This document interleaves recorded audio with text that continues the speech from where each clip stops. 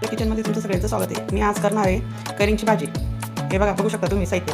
मी 2 कैऱ्या चिरून घेतलेल्या आहेत, थोडं तेल घेतलेलं आहे, 1 वाटी गूळ घेतलेला आहे, हा 200 ग्रॅम आहे गूळ, जिरं घेतले, मोहरी घेतली, हळद, मीठ, लाल तिखट आणि पाणी, बस एवढंच साहित्य लागणार आहे। आता मी करते। हे बघा, कढई ठेवून घेतली मी, त्याच्यात थोडं तेल टाकणार आहे।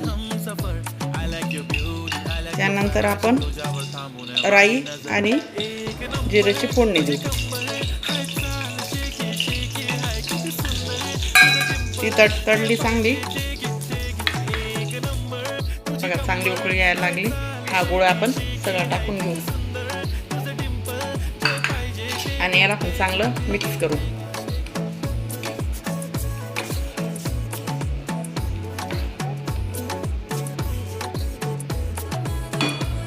आता गूळ वितळायला गेला का त्याच्यामध्ये आपण हे कैरीचे फोड्या केलेले ते टाकून घेऊ।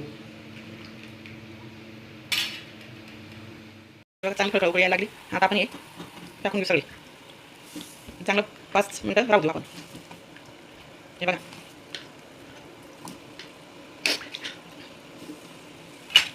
मिक्स करायचं आणि आता आपण झाकण ठेवून घेऊ त्याच्यावर। आता हे बघा, हे झाकण ठेवून घेते आणि बारीक गॅस करते, होऊ देते 5 मिनिटं। बोटाने चाटून खाल अशी लागते ती, इतकी छान लागते ना, बोट चाटत राहाल तुम्ही। माझ्या रेसिपी जर आवडत असतील तर लाईक करा, शेअर करा आणि सबस्क्राईब करा। आता बघू आपली कैरीची भाजी कशी झाली आहे।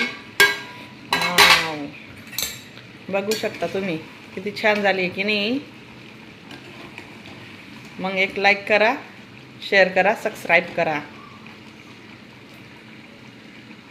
हे बघा, आता गॅस करते मी बंद।